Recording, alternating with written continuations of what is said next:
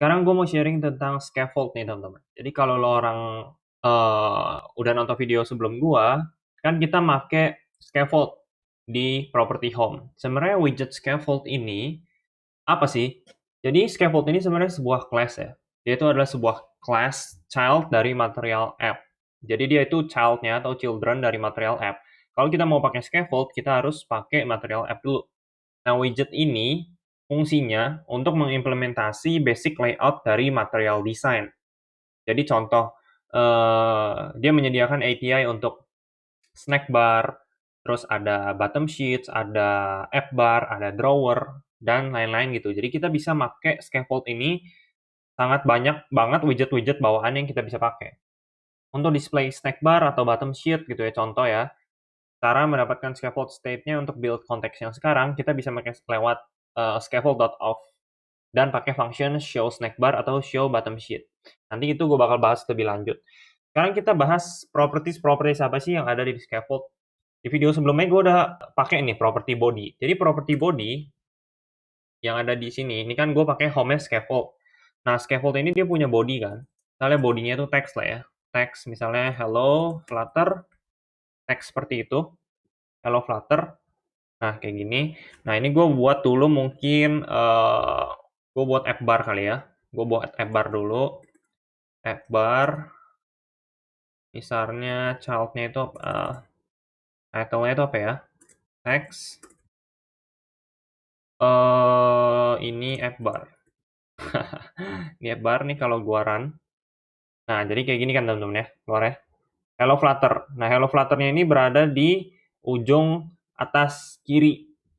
Oke, jadi sebenarnya body itu, property body itu adalah konten utama dari scaffold, teman-teman. Jadi, kita pakai property body untuk ngedisplay konten utama dari scaffold. Nanti dia kontennya ini bakal di-display di bawah app bar. Ya, kalau orang lihat di sini kan ini di bawah app bar. Di bawah app bar, terus di belakang floating action button. Ya nanti gue bakal kasih tahu floating action button itu seperti apa dan di belakang drawer. Terus juga ada background color. Property background color ini itu warna background dari scaffoldnya. Jadi kalau gue kasih background color, gue kasih di sini aja biar enak ya. Background color misalnya colors dot red gitu ya. Nah, orang lihat sekarang warna background-nya itu udah jadi merah, teman-teman. Jadi, background color ini dia menentukan warna background dari si scaffold-nya, which is si satu layar ini, karena kan home screen kita scaffold. Ini di bug-nya gue singkirin dulu, kita buat false, biar enak. Oke, mantap. Terus lanjut, ada apa lagi sih? Ada app bar ya, tadi app bar gue udah kasih lihat tuh, app bar itu bar yang berada di atas. Nah, jadi kalau orang belum tahu app bar ini yang berada di atas nih ya. Yang kita sering lihat di aplikasi-aplikasi handphone itu disebutnya app bar, ada di atas. Dalam app bar ini bisa macam-macam. Kayak di sini gue kasih teks kayak gitu, ini app bar gitu ya. Terus ada lagi bottom navigation bar atau bottom app bar. Jadi ada juga ya app bar yang berada di bawah teman-teman. Karena kalau app bar default kan dia berada di atas. Ada juga app bar yang berada di bawah. Kita pakai property bottom navigation bar. Bottom navigation bar itu seperti apa? Yaitu app bar yang berada di bawah. Jadi bottom app bar adalah app bar yang berada di bawah dan punya functionality sama seperti app bar. Dia juga punya property shape, punya property color, dan lain-lain gitu. Jadi cara buatnya kayak gini. Di bawah app bar aja ya, di bawah app bar biar enak. Kita pakai namanya bottom navigation bar. Nah, bottom navigation bar terus kita masukinnya bottom app bar kayak gini teman-teman. Ini bottom app bar, terus gue masukin colornya itu colors dot green. Nah, kalau gue run, kita child-nya kita masukin container aja. Sebuah container. Nah, kita tunggu ya, kita height-nya kita atur dulu 100 atau 50. Nah, jadi kayak gini. Jadi bottom app bar itu dia app bar yang berada di bawah. Kalau misalnya gue pakai di sini child-nya itu sebuah container gitu ya, ya udah dia berada di bawah nih, kan ada di bawah lokasinya ya. Gitu. Jadi children-nya itu adalah sebuah container warna hijau dan height-nya gue tentuin 50. Kalau misalnya height-nya nggak ditentuin, kalau misalnya height-nya nggak kita spesifikin, dia bakal ke expand satu layar teman-teman. Jadi kita perlu spesifikin 50. Nah ini disebut bottom app bar. Terus juga ada floating action button. Nah, ini yang gue bakal bahas. Floating action button itu sebuah tombol ya. Dia itu sebuah button yang posisinya itu ngambang. Float gitu ya, floating. Dia ngambang itu, makanya disebutnya floating action button.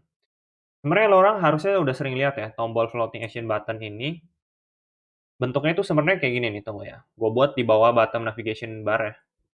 Floating action button, kita pakai floating action button ya. Jangan pakai location, kita floating action button aja. Terus lo orang pakai apa ya? On press. Nah, dia wajib punya ini nih, property on press ini teman-teman ya. Jadi floating can be designed a floating action button. Oh, ini Sarah floating action button. Nah, floating action button itu wajib mengadopsi property on press. Yang nanti dia bisa, kalau misalnya kita pencet tombol itu, akan melakukan sesuatu tuh di dalam aplikasi kita. Tapi itu nanti gue bahas di video seterusnya, karena itu udah masuk ke stateful widget. Terus kita masukin child-nya. Child-nya itu dia sebuah icon, ya gue pakai icons.add. Nah, ini namanya floating action button teman-teman ya. Jadi, button ini ngambang nih. Kalau kita lihat nih buttonnya kayak float gitu ya. Kita gedein size-nya 30. Nah, jadi sebenarnya kan lo orang udah sering pasti lihat button ini di aplikasi-aplikasi. Ini disebutnya floating action button. Jadi properti scaffold itu juga ada namanya floating action button. Makanya kalau kita pakai scaffold, kita bisa mengimplementasi banyak banget app bar, bottom sheet, floating action button dan lain-lain. Terus di sini kalau misalnya lo orang mau ganti ya lokasinya, lo orang pakai floating action button location. Nah, kalau misalnya lo orang pakai center float, dia bakal ngambang di atas dari si bottom app bar. Kalau kita pakai center dock, dia bakal berada di atas app bar purchase nih. Ya, jadi dia bakal berada di atas app bar dikit gitu. Nah, jadi ini kayak gini teman-teman ya. Seperti ini namanya scaffold. Ya, jadi scaffold itu intinya adalah widgets yang mengimplementasi basic layout dari material design. Jadi sangat berfungsi banget kalau misalnya kita pakai scaffold. Dan sebenarnya masih banyak lagi propertinya yang bawaan dari scaffold, tapi nggak bakal gue bahas secara rinci ya. Oke, terima kasih yang udah nonton sampai sini. See you next time, bye-bye.